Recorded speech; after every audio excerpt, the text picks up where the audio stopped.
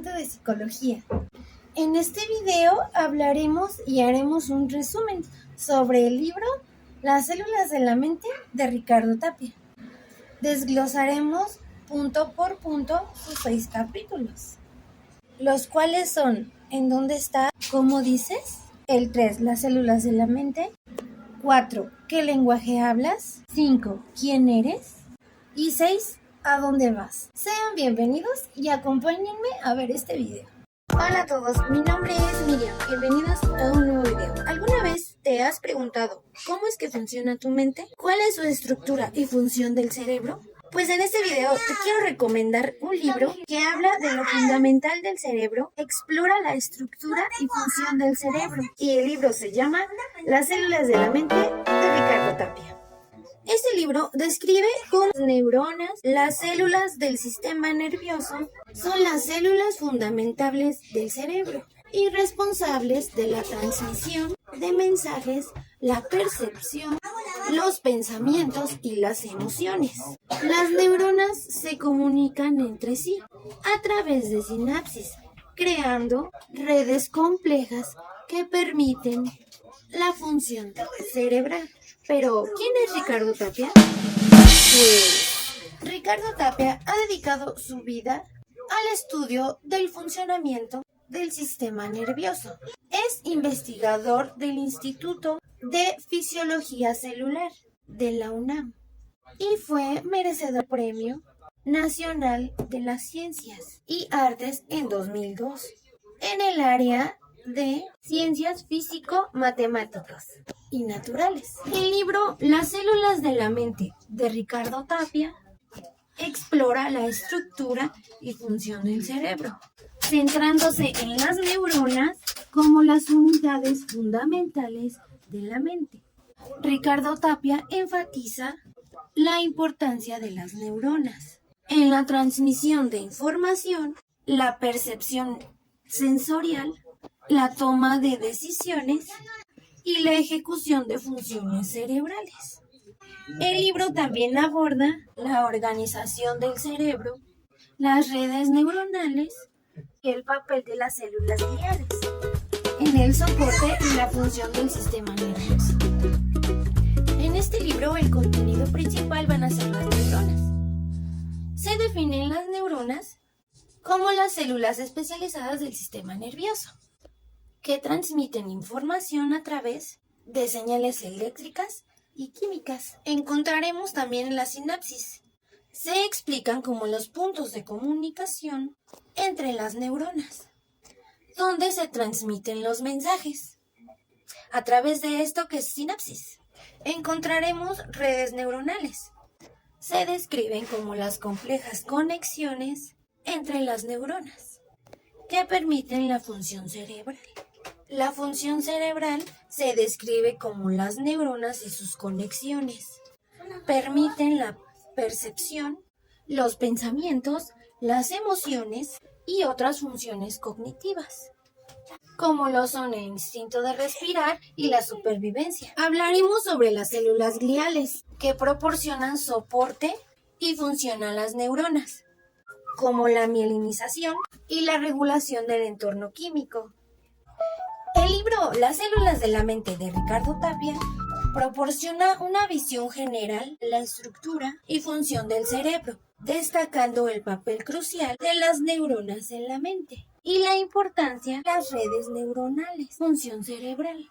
El libro sirve como una introducción a la neurociencia y a la comprensión del cerebro humano.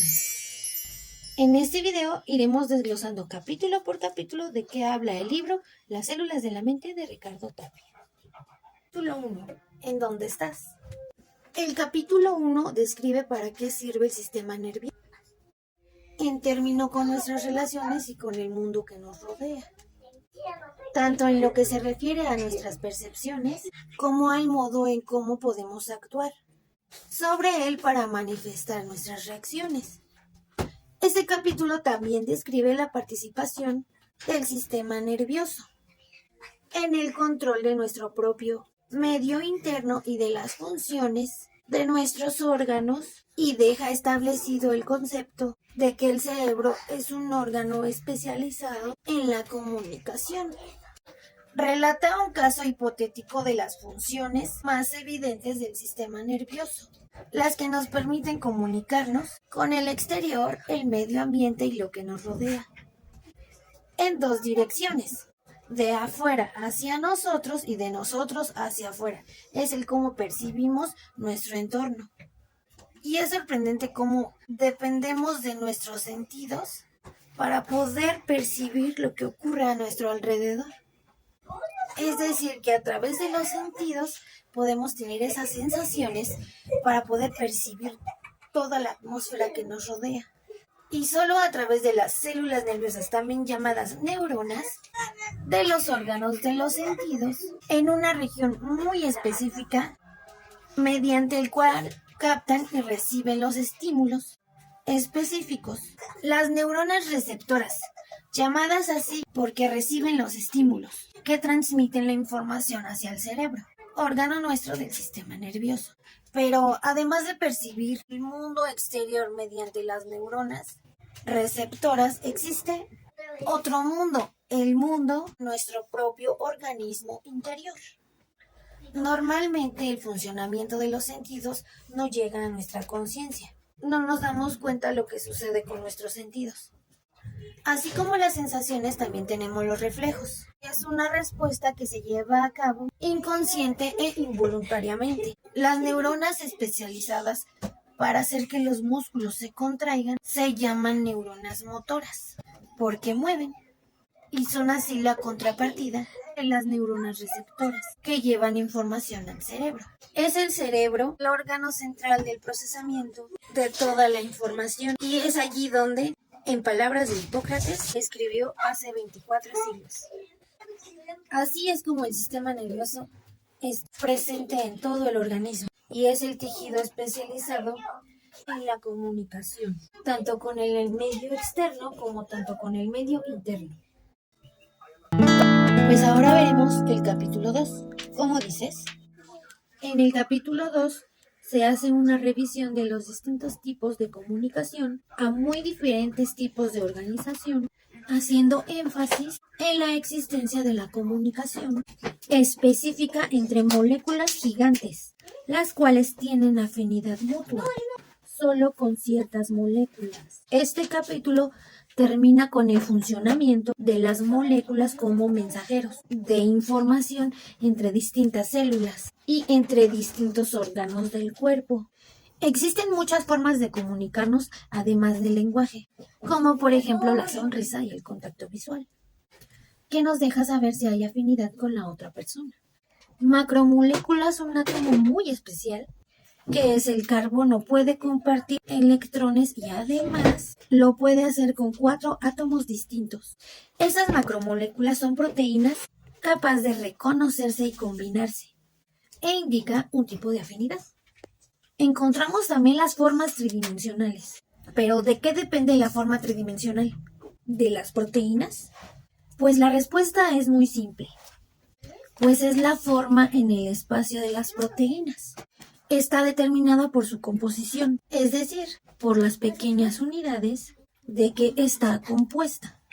La información molecular, o célula viva, es un pequeñísimo laboratorio, pequeño en su tamaño, pero extraordinariamente grande y variado en sus especies y en sus capacidades, en el que se llevan a cabo una multitud de reacciones químicas de las que depende de manera absoluta el que la célula funcione adecuadamente.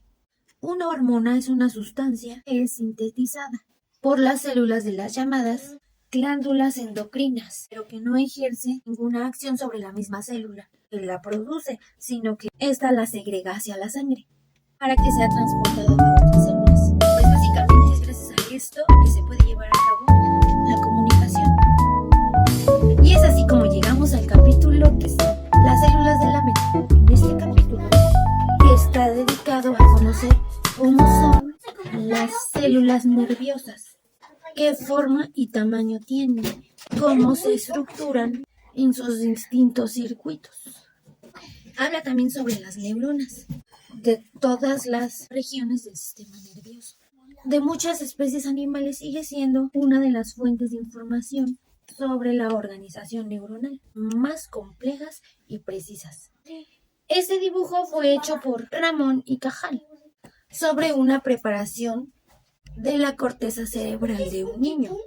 Son claras la riqueza y la complejidad de cada una de las neuronas, así como la elaborada organización topográfica del conjunto. Las largas prolongaciones cubiertas de espinas que cruzan verticalmente el dibujo son dendritas principales, cuyo origen se encuentra en el cuerpo de las neuronas, localizado en la parte más inferior de la corteza, no incluida en el dibujo. Habla básicamente aquí en este capítulo sobre las formas de las neuronas. Son sumamente variables en forma, en tamaño y en modo de ramificarse. Básicamente habla que es imposible hablar de una morfología general de las neuronas. Las neuronas se comunican con otras de una manera perfectamente definida y precisa, formando vías o círculos multineuronales, que son los responsables de las funciones nerviosas. La retina y la corteza cerebral son hermosos ejemplos de la organización de las neuronas en capas y círculos, localizados en láminas celulares muy delgados.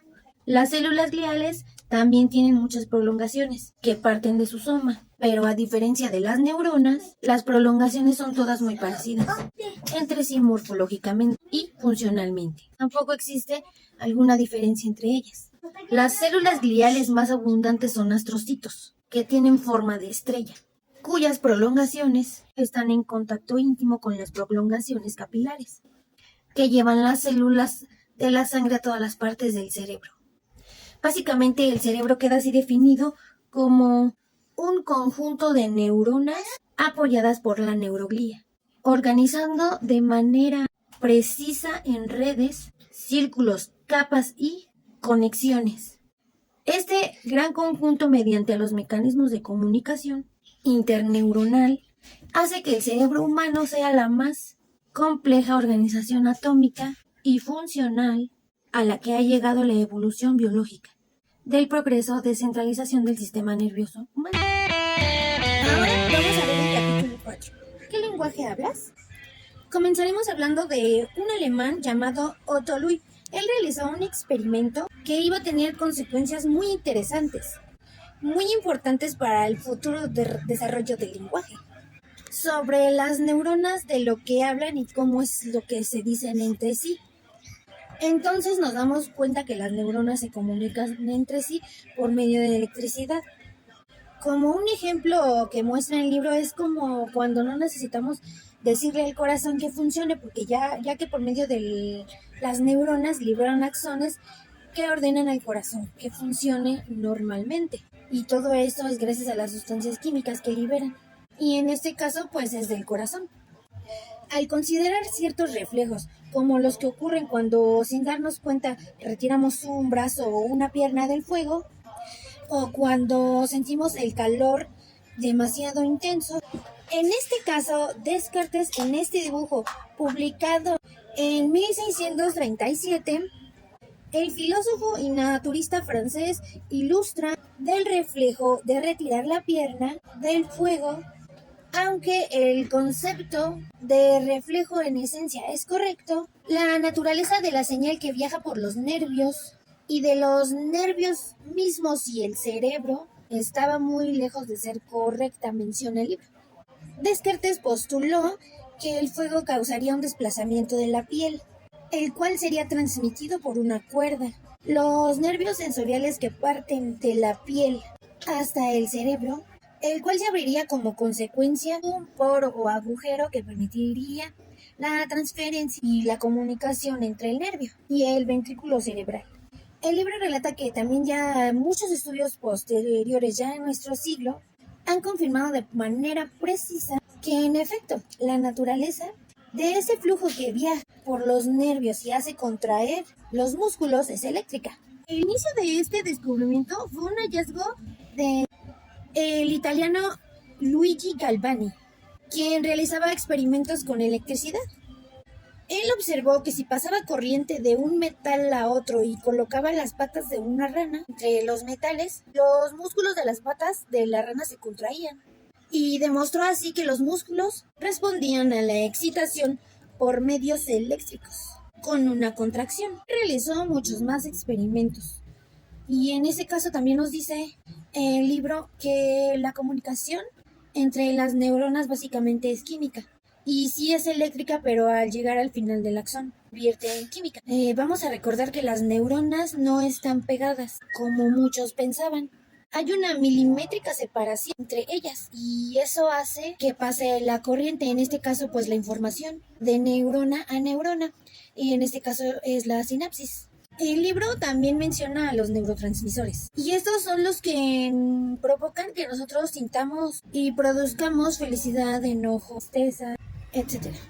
Existe en el cerebro otro tipo de células, cuya función ha empezado a conocerse con cierto detalle. A muchísimas de estas células se les llaman células gliales o simplemente neuroglía. Regresando a hablar de la mielina, existen muchas enfermedades llamadas desmielinización, para las cuales no existe ningún tratamiento efectivo y no tiene ninguna cura. Continuamos con el capítulo 5. ¿Quién eres? En las zonas del cerebro hay distintas funciones y varias interpretaciones para darle a estos dos casos que nos presenta el libro, en donde un individuo perdió todos sus sentidos y la capacidad de mover los músculos, relatado al principio del libro, y la contrapartida en el capítulo 1. Un individuo que conserva perfectamente todos sus sentidos y la capacidad íntegra de todos sus movimientos musculares, pero cambia de personalidad. Él ya no es el mismo, debido a una lesión del cerebro en el lóbulo frontal, llamado así por estar colocado en la parte anterior del cráneo, ubicado en las órbitas de los ojos. En este caso llega a la conclusión razonable, sería que el lóbulo del cerebro es la que determina la personalidad y el modo de ser de la persona, por lo cual al ser separado o destruido, dicha personalidad del individuo cambia radicalmente. Se descubre así que existe una zona especial de la corteza cerebral donde se localizan las motoneuronas responsables del movimiento de los músculos, de las extremidades, los dedos, el tronco, la lengua, la cara, etc. Además, lo que fue todavía más interesante, se descubrió que la zona de la corteza que controlaba la actividad de los músculos con mayor movilidad o mayor control, como son los del pulgar o los de la lengua, tenía una superficie mucho más extensa de aquellos músculos que tenían movilidad limitada y de importancia menor en las funciones motoras, como son los músculos del tronco, incluyendo el tórax y el abdomen. En varios experimentos en los que se tocaba con un alfiler o con objetos de distintas partes del cuerpo, y en esto se registraba simultáneamente la actividad eléctrica de distintas zonas, la corteza cerebral, se descubrió que existían regiones de distintas zonas de la corteza que recibían específicamente los estímulos sensoriales de la piel y de cada zona del cuerpo. Y de nuevo había una correlación en el efecto de sentir más entre esa capacidad y finalmente en la extensión de la corteza que recibía esos diferentes estímulos. La corteza cerebral, que como su nombre indica es la capa superficial, recubre los hemisferios cerebrales, que tienen muchos que aumentan considerablemente su superficie. En el interior del cerebro existen grupos de neuronas bien definidas, separados de otros grupos por las fibras nerviosas constituidas por los grandes conjuntos de axones que van de un lado a otro del cerebro, y es lo que se denomina materia blanca, en contraposición de los grupos de neuronas, que constituyen la llamada materia gris. En este caso, una lesión o una destrucción de una materia particular o de una zona particular, conocida por el nombre de hipotálamo, en la base del cerebro hace que la rata empiece a comer descontroladamente. Esto ha podido demostrarse en ratas, las que se las ha colocado un electrodo, una región del sistema límbico, diferente a las demostradas antes, diferente a las mencionadas antes. Lo que se ha observado en estos casos es que una vez que la rata ha sido estimulada, empieza a presionar una palanca de forma continua, llegando al caso incluso de comer desesperadamente sin parar, por no interrumpir la estimulación. Está claro que no podemos saber lo que siente la rata, y eso es en base al experimento de colocar un electrodo en una región del sistema límbico. El libro muestra una gran variedad de experimentos y el uso de las drogas como herramienta para ver qué es lo que está sucediendo en ciertos círculos neuronales, cuáles son los neurotransmisores con los que estos trabajan. Es gracias al uso adecuado de las drogas que son capaces de alterar el funcionamiento del cerebro como hemos podido conocer. La naturaleza de muchas moléculas que funcionan como neurotransmisores, distintas regiones del sistema nervioso y las funciones que llevan inhibidora o excitatoria en ciertos círculos. En esta imagen, el ratón está totalmente paralizado por la inyección de una sustancia que inhibe la liberación de transmisión que excita los músculos. Este experimento fue realizado en el laboratorio del autor. Como se describe en el texto, ningún ratón no paralizado permite ser sostenido de la piel del cuello, pues rápidamente se voltearía para tratar de morder a alguien. En este caso es gracias al uso de las drogas específicas. El libro también menciona la regulación fina de los movimientos y la enfermedad del Parkinson. En este caso, el control y la coordinación de los movimientos musculares se ejercen principalmente mediante la actividad del círculo neuronal. El grupo de neuronas del talo cerebral, conocido como sustancia negra, inhibe a otro grupo de neuronas localizado en el interior del cerebro, llamado el cuerpo estriado, el cual a su vez inhibe a la sustancia negra. Esta última se comunica también con neuronas que a través de varias conexiones actúan sobre las motoneuronas de la corteza cerebral. Las neuronas negras son inhibidoras y las otras son excitatorias. Las alteraciones de los movimientos que se observan en la enfermedad de Parkinson, fundamentalmente rigidez, temblores y falta de movilidad, se deben a que las neuronas de la sustancia negra se destruyen. Para concluir con el libro Las células de la mente de Ricardo Tapia, vamos a tocar brevemente el último capítulo, capítulo 6. ¿A dónde vas? Donde me gustaría que pudiéramos reflexionar junto con el autor de las multitareas que se puede realizar como el escribir pensando en determinadas cosas al mismo tiempo, y que el cerebro es el que se piensa e investiga a sí mismo, y que de él mismo es el que se nacen y se quieren investigar y aprender las cosas, lo cual a mí me parece maravilloso. En este capítulo también el autor habla sobre las alteraciones y las percepciones y la conciencia, las cuales menciona, que son principalmente incluidas por drogas, y que estas drogas, al tener una estructura químicamente muy similar a la de los neurotransmisores, estas las adoptan mediante la liberación y la excitación o la inhibición de los circuitos neuronales. En el experimento del neurocientífico Roger Sperry se menciona que el cerebro tiene dos hemisferios claramente definidos y separados uno del otro, y que están conectados mediante un enorme conjunto de fibras nerviosas llamadas el cuerpo calloso. Estos hemisferios son independientes el uno del otro en el sentido fisiológico, ya que la corteza cerebral de uno no se continúa hasta la corteza cerebral del otro, sino que se encuentran por separados o independientes de cada uno de ellos, pero debemos de tomar en cuenta el entrelazamiento parcial de las fibras de los órganos ópticos, por lo que el hemisferio izquierdo y viceversa, el cuerpo calloso, como ya mencionamos, sirve de puente entre los dos hemisferios y por lo mismo no puede procesar la información. Sin embargo, podemos decir que el cerebro y la mente están íntimamente relacionados y que es el cerebro el responsable de la mente. Y pues es así como concluimos. Es decir, que el libro de las células de la mente de Ricardo Tapia básicamente habla de que la mente es un sistema muy complejo y muy dinámico, y que básicamente son las neuronas las encargadas del funcionamiento cerebral, con sus interconexiones, sus sinapsis, y que no solamente los pensamientos, las emociones, los sentimientos no son solamente localizados, sino que gracias a las neuronas es que podemos sentir, gracias a su sinapsis. Básicamente es el resultado de una interacción neuronal. Las neuronas son fundamentales en el cerebro, y la mente no reside solamente en una parte del cerebro, y más bien es el resultado de una compleja interconexión y comunicación entre todas las células y las neuronas. La mente es un órgano maravilloso. Y pues para terminar con este video, quisiera agradecerles por haberlo visto y dejarles con este pensamiento. Solo el conocimiento que llega desde dentro es verdadero conocimiento. Sócrates, filósofo griego. Gracias.